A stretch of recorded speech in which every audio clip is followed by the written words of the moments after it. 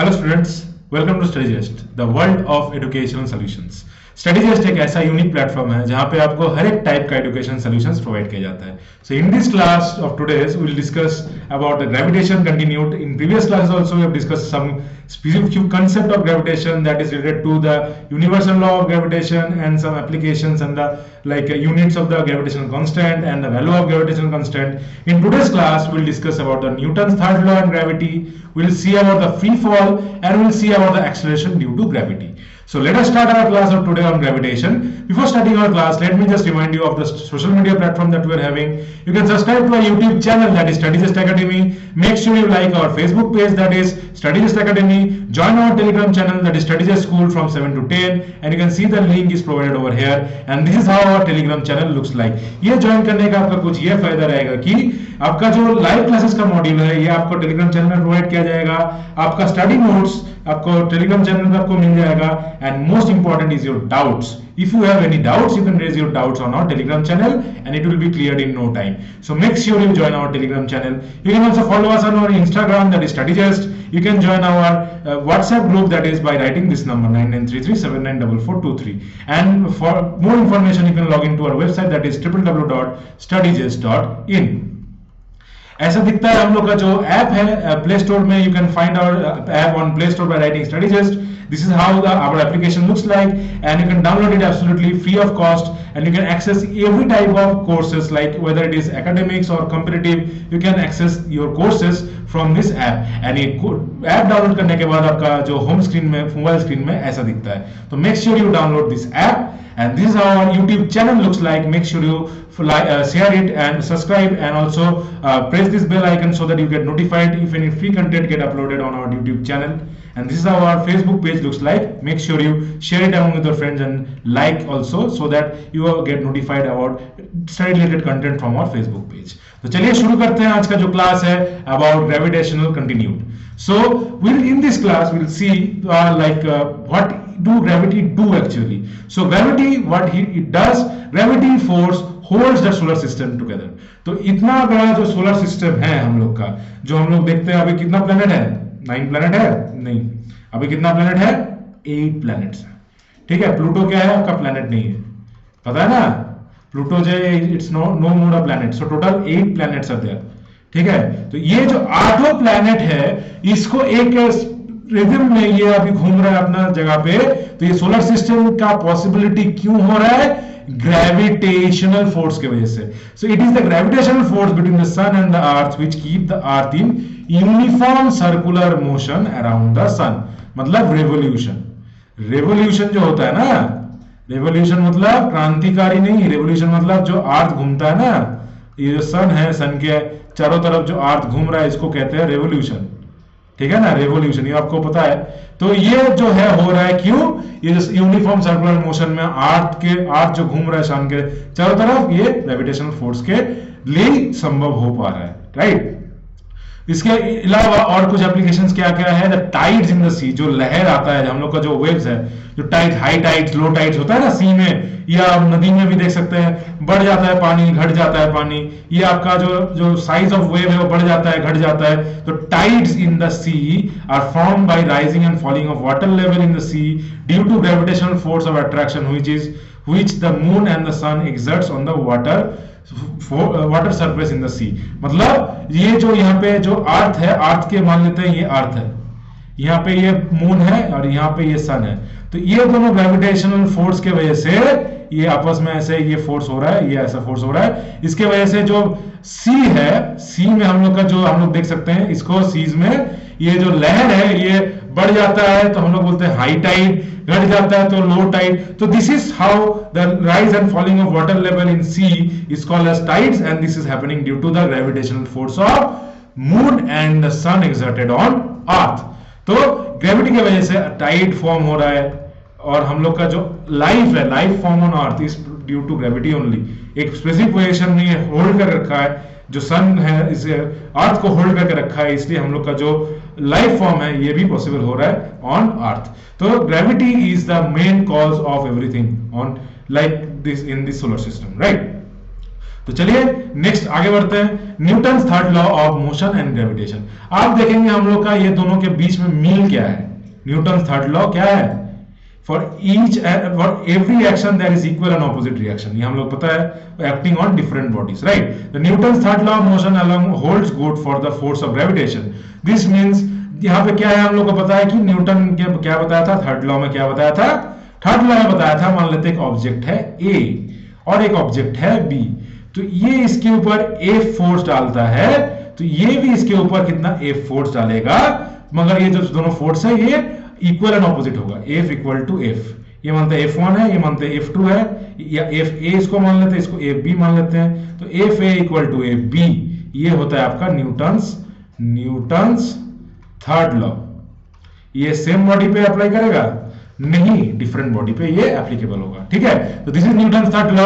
तो ये क्या है, holds good, Newton third law holds good for the force of gravitation also. कैसे, this means that when earth exert a force of attraction on the object, then the object also attracts equal force to the earth in opposite direction। मान लेते हैं यहाँ पे एक stone है, ठीक है, ये हम लोग का जमीन है, ये अर्थ है।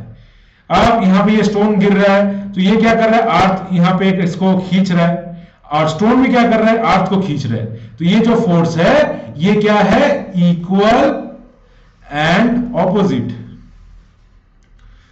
ठीक है। तो इक्वल एंड ऑपोजिट, तो यहां से हम लोग ये कह सकते हैं क्या, जिसी फोर्स में अर्थ वो स्टोन को खींच रहा है, स्टोन भी उसी फोर्स से अर्थ को अपनी तरफ खींच रहा है। तो ये हम लोग यहाँ पे बोल सकते हैं। तो और हम लोग ये दिखते नहीं है क्योंकि अर्थ स्टोन की तरफ जा रहा है, अर्थ स्टोन के साथ जा रहा है, क्यों नहीं दिखता है, क्योंकि मास जो है स्टोन का बहुत ही कम है, नेग्लिजिबल है कंपेयर टू अर्थ, इसलिए ये स्टोन आता दिखता है अर्थ की तरफ, ठीक है। मगर जो फोर्स है it equals an equal force on earth, ठीक है। तो ये जो है opposite and equal force exert करता है, अगर ये स्टोन गिर रहा है ऊपर से, ये अर्थ की तरफ भी वो इक्वल एंड ऑपोजिट फोर्स ये अप्लाई कर रहा है, जाकि जितना अर्थ इसके ऊपर अप्लाई कर रहा है। तो this is where we can say that Newton third law of motion holds true for the gravitation also. So Newton third law और ग्रेविटेशन में एक बहुत ही पुराना संपर्क है, क्या है, ये वाला संपर्क। तो Newton third law holds true. So यहां से हम लोग कह सकते हैं Newton third law holds true for gravitation, right, understood. चलिए आगे बढ़ते हैं नेक्स्ट। यहाँ पे एक क्वेश्चन है, एक यहाँ पे एक ये पूछ सकते हैं हम लोग, एक डाउट आ सकता है, क्या है, if the stone also exerts an equal and opposite force on the earth, then why don't we see earth rising up to the stone. अभी मैं बताया क्यों नहीं होता है, ये तो स्टोन इसको अर्थ को खींच रहा है अपने तरफ, तो अर्थ इसके तरफ क्यों नहीं जाता है, अर्थ जो स्टोन की तरफ क्यों नहीं जा रहा, स्टोन ही क्यों आ रहा है अर्थ की तरफ, ये अभी एक डाउट आ रहा था हम लोग के, ये हो सकता है, ये मैं थोड़ा और क्लैरिटी के साथ आपको कहना चाहता हूं। तो ये क्यों हो रहा है, the mass of stone is very small due to which gravitational force produced by is very the large acceleration in it. So तो क्या है, मास जो है स्टोन का, ये अर्थ है, ये अर्थ है, ये स्टोन है, तो ये क्या हो रहा है, ये जो है यहाँ पे क्या है, ये इसका जो मास है ये कुछ भी नहीं है, ये जो मास है is very less then mass of अर्थ, ठीक है, मास ऑफ अर्थ से ये बहुत ही कम है। तो इसलिए क्या हो रहा है, जो एक्सेलरेशन है इसमें ज्यादा हो रहा है, एक्सेलरेशन जो है इसमें ज्यादा हो रहा है, तो इसलिए क्या हो रहा है, the gravitational force produce large acceleration in it. तो ये अर्थ की तरफ आते दिखता है हम लोग को, ठीक है। Due to very large mass of earth the same gravitational force produces very small acceleration in the earth. तो अर्थ में भी क्या हो रहा है, एक्सेलरेशन हो रहा है, अर्थ को भी वो खींच रहा है अपने तरफ, ये एक्सेलरेशन हो रहा है, मगर क्या है, इसका जो अर्थ का जो मास है इतना बड़ा है, तो इस एक्सेलरेशन क्या हो जा रहा है, ये कम हो जा रहा है, एक्सेलरेशन जो है ये वेरी स्मॉल हो जा रहा है, वेरी स्मॉल हो जा रहा है in case of earth। तो since the acceleration produced in the stone is quite large, we can see the stone falling towards the earth। तो एक्सेलरेशन जो हो रहा है स्टोन में ज्यादा हो रहा है, इसलिए हम लोग क्या देख पा रहे हैं, वो स्टोन अर्थ के तरफ आ रहा है, मगर अर्थ का जो है वो मास बहुत ही बड़ा है, ये एक्सेलरेशन वहां पे इतना कम हो रहा है कि वो एकदम नेग्लिजिबल हो रहा है, हम लोग को लग रहा है कि ना के बराबर वो मूव कर रहा है, ठीक है। तो the same gravitational force produce an acceleration of 1.63 into 10 to the power -24 metre per second square in the earth. रफली 1.63 into 10 to the power -24 metre per second square earth में प्रोड्यूस हो रहा है। क्यों, ये स्टोन के चलते अर्थ में ये प्रोड्यूस हो रहा है, और स्टोन में कितना प्रोड्यूस हो रहा है हम लोग आगे देखेंगे उसका वैल्यू, वो मैं बता देता हूं आपको अभी 9.8, ठीक है, 9.8 मीटर पर सेकंड स्क्वायर, ठीक है। देखिए कितना कम है अर्थ का, इसमें 9.8 प्रोड्यूस हो रहा है आपका स्टोन में, मगर अर्थ में कितना प्रोड्यूस हो रहा है, 1.16 10 to the power -24। तो बहुत ही कम है, कुछ भी नहीं है, मतलब हिलेगा ही नहीं अर्थ और दिखेगा ही नहीं, ठीक है। तो since the acceleration produce in the earth is extremely small, we can not see the motion of the earth towards the falling stone. तो स्टोन की तरफ अर्थ को हम लोग मूव करते हुए नहीं देख पाएंगे, ठीक है। तो 1.63 10 to the power -24 बहुत ही कम वैल्यू हो रहा है। ये रफ एस्टिमेटेड, ये आपका क्या है, रफ वैल्यू है, ये अप्रोक्सीमेट वैल्यू है, ठीक है। अप्रोक्सीमेट कैसे आ रहा है, अगर हम लोग मान लेते हैं कोई एक स्टोन है 1 किलो का, 1 kg, वो ड्रॉप हो रहा है, तो इसी सिनेरियो से हम लोग का ये वैल्यू आया है। तो ये एकदम अप्रोक्सीमेट वैल्यू है, एकदम हर एक जगह पे आप यूज करेंगे, ऐसा कोई बात नहीं। मगर अर्थ का क्या है 9.8 मीटर पर सेकंड स्क्वायर, ये हम लोग हर एक जगह पे यूज करेंगे। ये अभी हम लोग आगे डिस्कस करेंगे कैसे हो रहा है, ठीक है। तो this is how we can say that stone is falling on earth, rather than we can say that earth is also moving but it is negligible, right? Next है आपका concept of free fall. Free fall क्या हो रहा है, what is free fall? तो एक ऊंची जगह से, मान लेते हैं टावर है, टावर का नाम क्या है, बुर्ज खलीफा। बुर्ज खलीफा के ऊपर से अगर आप कोई स्टोन गिराते हो या कोई ऑब्जेक्ट गिराते हो, तो नीचे आता है अर्थ की तरफ। ये जो कंडीशन बीच में बन रहा है, तब अर्थ से पहले से आने से पहले, अर्थ को टच करने से पहले, तो इसे हम लोग कहते हैं फ्री फॉल। ग्रेविटी के अंदर वो कोई भी फोर्स उसमें काम नहीं कर रहा है ग्रेविटी को छोड़कर, तो वो होता है free fall, right. Now will see what is free fall. The falling of a body और object from a height towards earth, toward under the gravitational force of earth without no other force acting on it, it's called free fall। जैसे कि ये बंदा plane से छलांग मार दिया, बहादुर बंदा है, हाँ। तो प्लेन से छलांग मार दिया, पैराशूट लेके क्या हो रहा है, गिर रहा है, अर्थ की तरफ आ रहा है, अर्थ उसको खींच रहा है। कोई दूसरा फोर्स इसमें काम कर रहा है क्या, इसको कोई दूसरा फोर्स, यहाँ पे विंड फोर्स है, सब कुछ है, मगर क्या है, अर्थ का जो ग्रेविटी है इतना ज्यादा है कि ये सब नेग्लिजिबल है, ठीक है, नेग्लिजिबल, ठीक है। तो ये आपका हो गया, ये क्या हो रहा है, द फोर्स, यहाँ पे दूसरा और तो ये फोर्स नहीं लग रहा है कुछ, और वो अपने से कुछ तो फोर्स लगा नहीं रहा है, तो यहाँ पे क्या कह सकते हैं, ये जो बॉडी है ये फ्री फॉल हो रहा है, ये फ्री फॉल हो रहा है यहाँ पे। तो अब फॉलिंग ऑफ अ बॉडी और object from a height towards the earth under the gravitation force of earth, no other force acting on it, is called free fall. इस बंदे के ऊपर और दूसरा फोर्स, अर्थ विंड फोर्स तो लग रहा है, ये अलग बात है क्योंकि नेग्लिजिबल हो रहा है, क्योंकि अर्थ का ग्रेविटी बहुत ज्यादा है। ये खुद से तो कोई फोर्स नहीं लगा रहा है, खुद से तो ये आपका कोई जेट नहीं लगाया या कोई पैराशूट नहीं लगा रहा है, तो ये है आपका free fall. Only gravity of the earth is acting, right? The acceleration of the object falling freely towards the earth do not depend on the mass of the object. Mass of the object के ऊपर ये depend करेगा ही नहीं। क्यों नहीं करेगा, मैं last class से बोलता रहा हूं, क्योंकि ऑब्जेक्ट का जो मास है, ऑब्जेक्ट मास इज नेग्लिजिबल। क्या है, नेग्लिजिबल, GLIGIBL, NEGLIGIBL, नेग्लिजिबल। मैं यहाँ पे क्लियरली मेंशन कर देता हूँ, इट्स नेग्लिजिबल। नेगेटिव बोल सकते हैं या नेग्लिजिबल बोल सकते हैं, नेग्लिजिबल, ठीक है, नेग्लिजिबल बिकॉज ये जो मास है, ये जो आपका जो ये जो बंदे का जो मास देख रहा है, compare to earth, compare to ये इतना बड़ा अर्थ है, इसमें से छोटा सा इतना कोना क्या उसका रह जाएगा, देखिए यहाँ पे जो छोटा सा जो कोना है, इसका जो मास है, इसका मास है, सेम यहाँ पे नेग्लिजिबल हो जाएगा क्योंकि बहुत बड़ा है। तो ये जो है acceleration of object, of freely falling object of earth towards the earth will not depend on mass of object. तो मास के ऊपर ये डिपेंड नहीं करेगा जो एक्सेलरेशन प्रोड्यूस होगा, right. The acceleration produce in freely falling bodies in the is same for all the bodies and does not depend on mass of the falling body.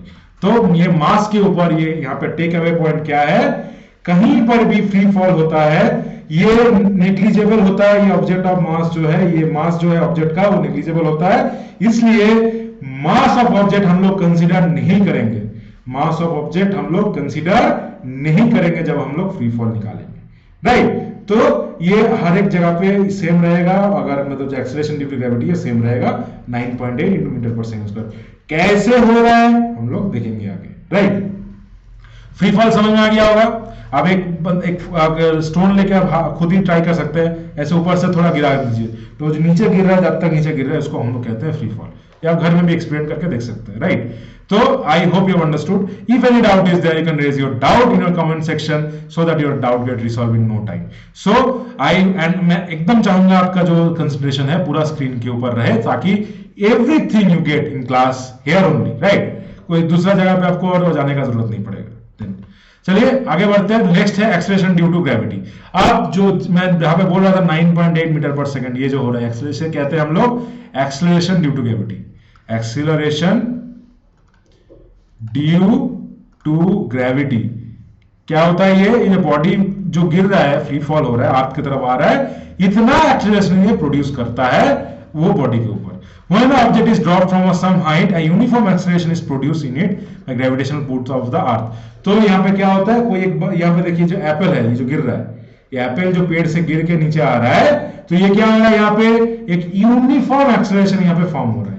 Uniform acceleration यहाँ पे form हो रहा है, ठीक है।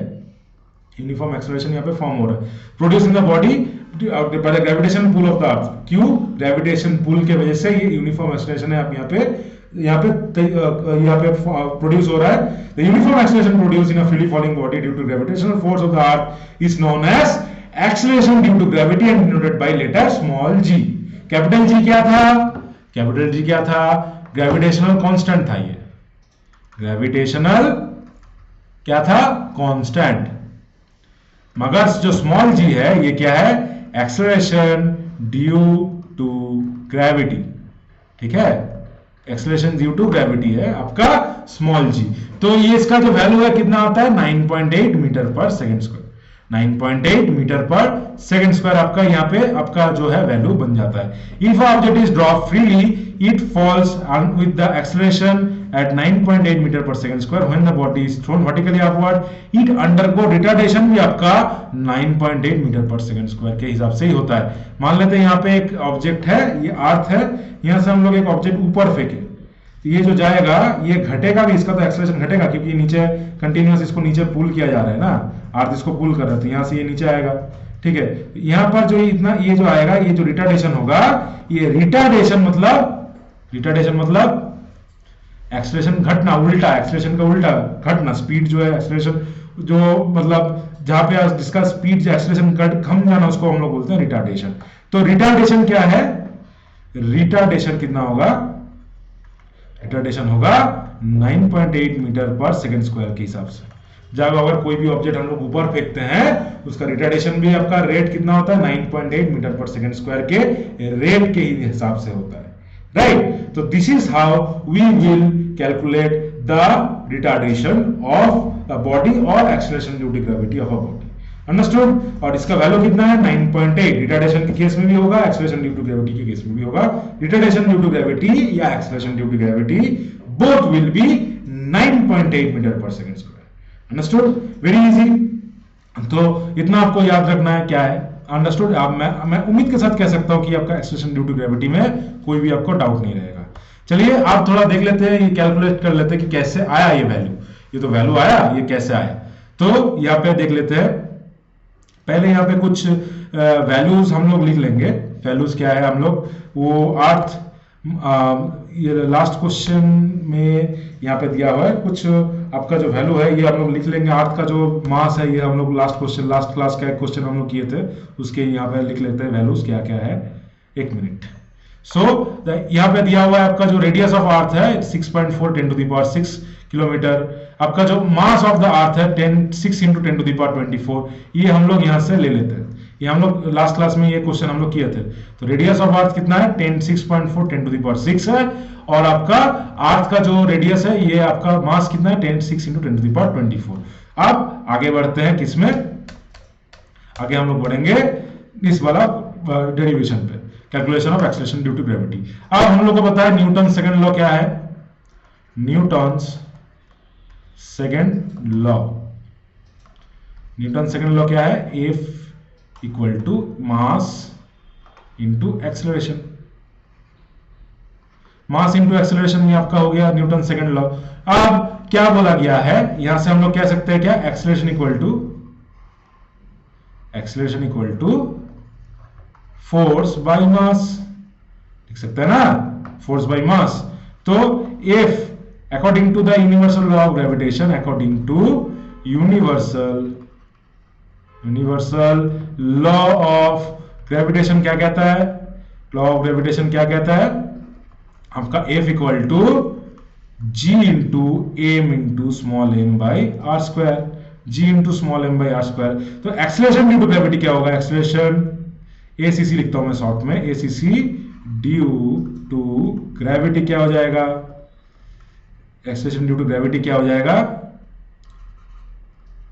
Acceleration due to gravity होगा F by M, मतलब G M into small M by are square by M, ठीक है, इंटू एम, क्योंकि यहां पे ये स्मॉल एम का मास ले रहा है, ऑब्जेक्ट का निकाल रहा है ना, acceleration due to gravity on object, तो कितना लेंगे, ऑब्जेक्ट का ही मास लेंगे ना, ऑब्जेक्ट का मास क्या होगा, एम होगा, स्मॉल एम, यह क्या हो जाएगा, यहाँ पे क्या है, ये स्मॉल एम ऑब्जेक्ट का मास है, ऑब्जेक्ट मास, और ये कैपिटल एम क्या है, अर्थ मास, ये एम कर देता हूं, ठीक है। तो ये क्या हो जाएगा, ये एम कैंसिल आउट हो जाएगा, तो एक्सेलरेशन क्या हो जाएगा आपका, G M by are square, ठीक है, G M by are square. इतना तक आपको समझ में आ गया होगा। I hope you have got it, how acceleration is coming, acceleration formula is coming, G M by are square, right. चलिए आगे बढ़ते हैं, ये मैं थोड़ा डिलीट कर देता हूं, यहाँ पे आपको ये इरेज कर देता हूं ताकि आपको ये समझने में आसान हो। एक्सेलरेशन कैसे आया आपको समझ में आ गया होगा, everything, acceleration G M by are square कैसे आ रहा है, राइट, कुछ नहीं, मैनिपुलेशन है फॉर्मूला का, कुछ नहीं, जो सेकंड लॉ है यूनिवर्स ऑफ का, जो न्यूटन्स का सेकंड लॉ है, F equal to M A का मतलब है क्या, ए यहां से लिख सकते हैं एफ बाई एम, एफ क्या है यहाँ पे अभी दिया हुआ है, क्या एफ क्या है, ए का G M into small M by are square, तो बाई एम करेंगे तो क्या हो जाएगा, G M by are square, तो ये आपका हो गया acceleration due to gravity. Now आप यहाँ पे पुट कर देंगे जो वैल्यू हम लोग देखे हैं, जी का क्या था 6.7 into 10 to the power -11, mass of earth क्या था 6 कुछ था, एक मिनट हम लोग देख लेते हैं फिर से क्या था मास, लास्ट इसमें प्रॉब्लम में था, और इसका था mass of the earth is 6 into 10 to the power 24 और रेडियस है 6.4 10 टू द पावर 6, तो 6 इंटू 10 टू द पावर 24 यहाँ पे बैठा देंगे तो क्या आ जाएगा, 6 इंटू 10 टू द पावर 24 यहाँ पे आ जाएगा, और ये आ जाएगा 6.4 into 10 to the power 6 metre का होल स्क्वायर। तो यहां से ये कैलकुलेट करेंगे तो कितना आ जाएगा, 9.8 metre per second square, calculate करेंगे तो कितना आ जाएगा, 9.8 metre per second square.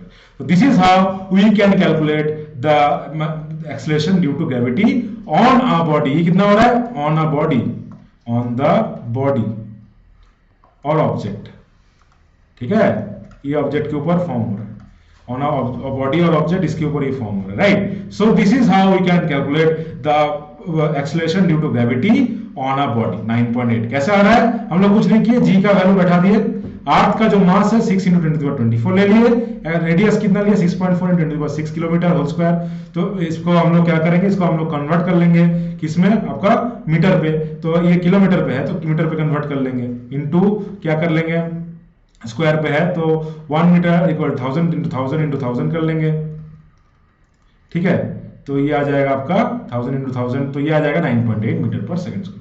Understood, this is how we can do the acceleration due to gravity, you can find out the value of acceleration due to gravity.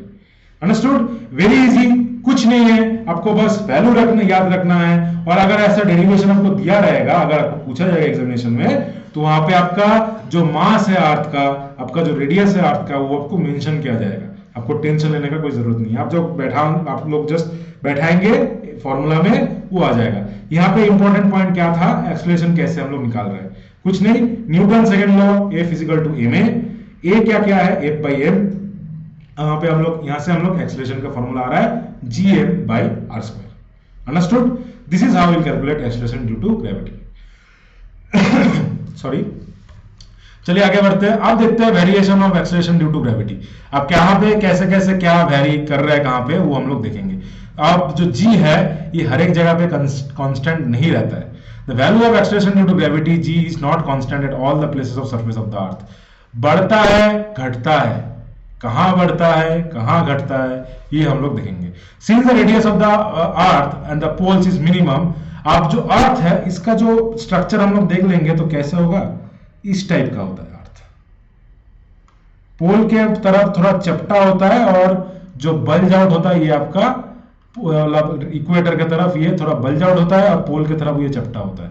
तो इसका जो centre का distance है ये कम होगा, इसका जो सेंटर का डिस्टेंस ये ज्यादा होगा इक्वेटर पे, इक्वेटर के पार्ट में क्या होगा, इसका ज्यादा होगा, पोल के पार्ट में ये थोड़ा कम होगा, ठीक है, तो since the radius of earth at pole is maximum minimum and the value of ji is maximum at the poles.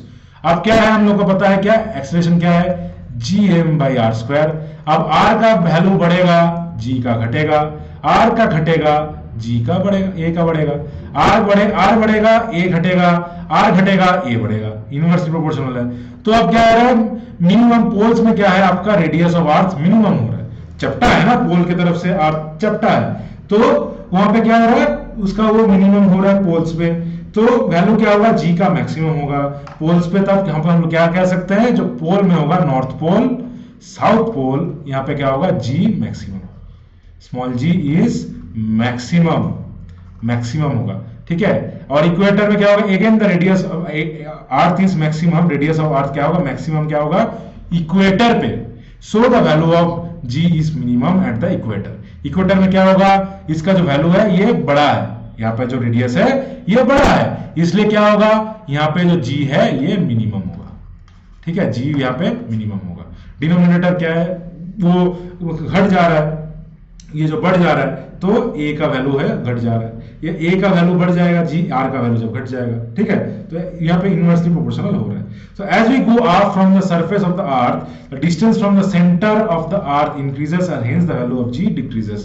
तो जितना हम लोग ऊपर जाते हैं, as we go up the surface of the earth, distance from the center of the earth increase होता है और g का जो वैल्यू है डिक्रीज हो जाता है। एक पॉइंट पे क्या होता है, ग्रेविटेशन काम ही नहीं करता है, एक पॉइंट, तभी ना सैटेलाइट बाहर घूम रहा है, वो जो क्या है, तो नीचे खींच लेता है ना सैटेलाइट, जो इतना हम लोग को जो इतना सैटेलाइट ये जो अर्थ की तरफ वो चारों तरफ घूम रहा है, क्यों घूम रहा है, एक पॉइंट के बाद जाके जो r का वैल्यू है इतना बढ़ जाता है, जो g का जो वैल्यू है ये कम हो जाता है, एकदम कम हो जाता है, तो वो क्या करता है, वो अपने तरफ वो खींचना बंद कर देता है अर्थ को, तो इसीलिए सैटेलाइट ये चारों तरफ घूम रहा है एक स्पेसिफिक पॉइंट पे, राइट। सो इसी पॉइंट को हम लोग बोलते हैं एस्केप, मतलब एक वेलोसिटी जिससे सैटेलाइट बाहर चला जाता है ग्रेविटेशनल फील्ड का, उसको हम लोग बोलते हैं एस्केप वेलोसिटी।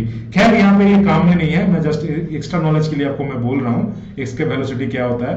तो जितना ये अर्थ के ऊपर देखिए ना क्या है, यहाँ पे मैं ड्रॉ करके दिखा देता हूँ, let me just clear this out. Draw करने से क्या होता है, आपको जल्दी समझ में आता है, राइट। सो ये अर्थ है, यहाँ पे सरफेस से मैं ये बढ़ूंगा, ये तो ऑलरेडी सेंटर से इतना डिस्टेंस था, जितना ये बढ़ेगा, ये तो r का वैल्यू इतना था पहले, फिर r का वैल्यू इतना हो गया, तो जितना ये r का वैल्यू बढ़ते जाएगा तो क्या होगा, r बढ़ेगा, ये घटेगा, एक पॉइंट पे आके ये मिनिमम हो जाएगा।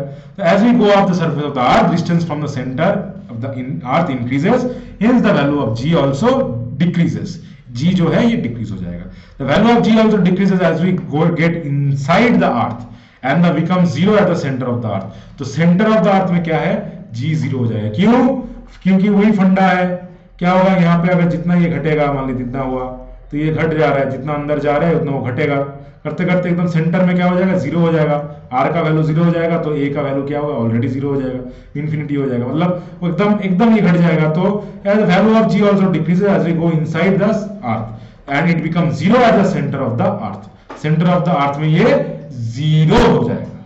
Please note that the value of acceleration due to gravity g is maximum on the surface of the earth. Surface of the earth में क्या है, मैक्सिमम है, ठीक है। It decreases as we go above the surface of the earth or inside the surface of the earth. तो surface में क्या है, मैक्सिमम है, जितना अंदर जाएंगे ये डिक्रीज होगा, ये डिक्रीज होगा, यहाँ पे जाके जीरो हो जाएगा, जितना ऊपर जाएंगे वो भी डिक्रीज होगा, एक पॉइंट पे बाद जाके ये जीरो हो जाएगा, राइट। तो मैक्सिमम कहां होगा, maximum on the surface of the अर्थ होगा। तो एक्सेलरेशन ड्यू टू ग्रेविटी जो है, पोल में क्या है, सबसे जो पोल है उसका डिस्टेंस मिनिमम होता है, g मैक्सिमम होता है पोल पे। इक्वेटर में क्या है, जो g का वैल्यू है वो मिनिमम होता है, क्योंकि रेडियस जो है वहां पे मैक्सिमम होता है।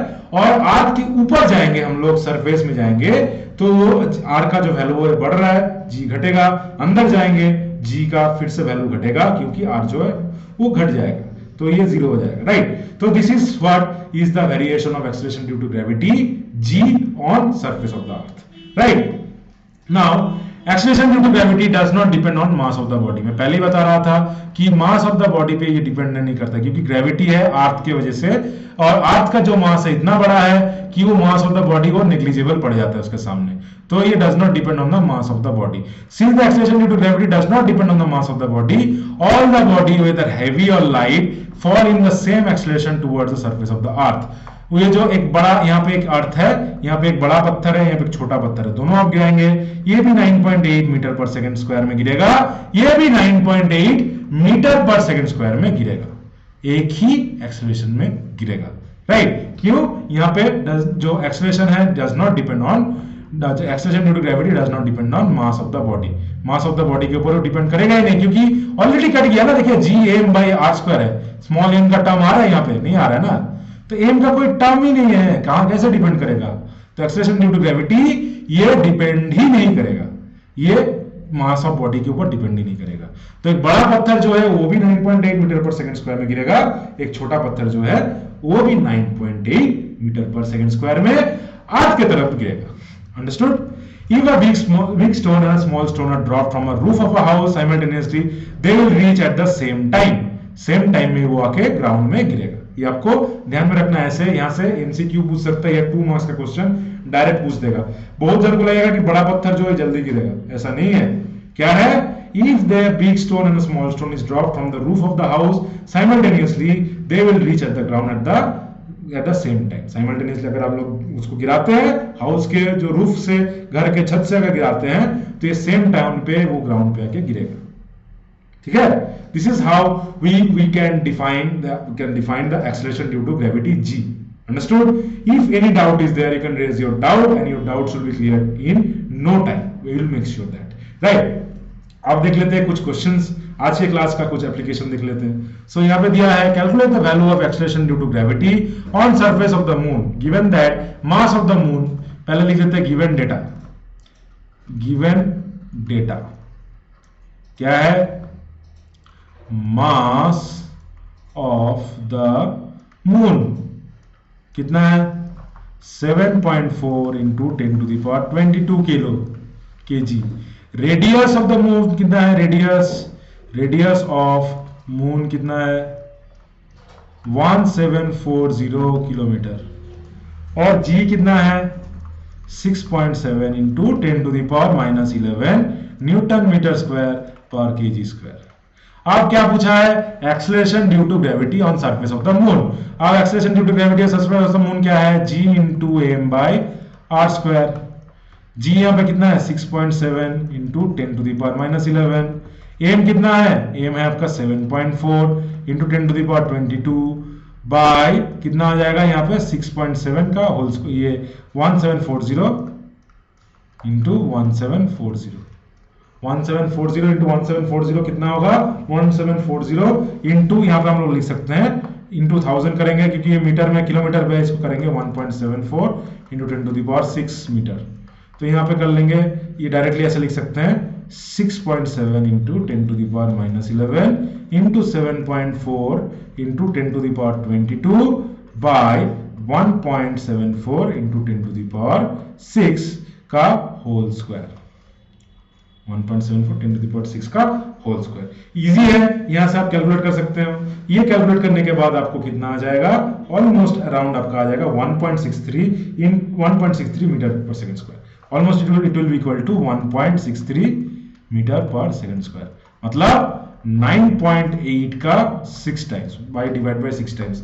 तो acceleration due to gravity on moon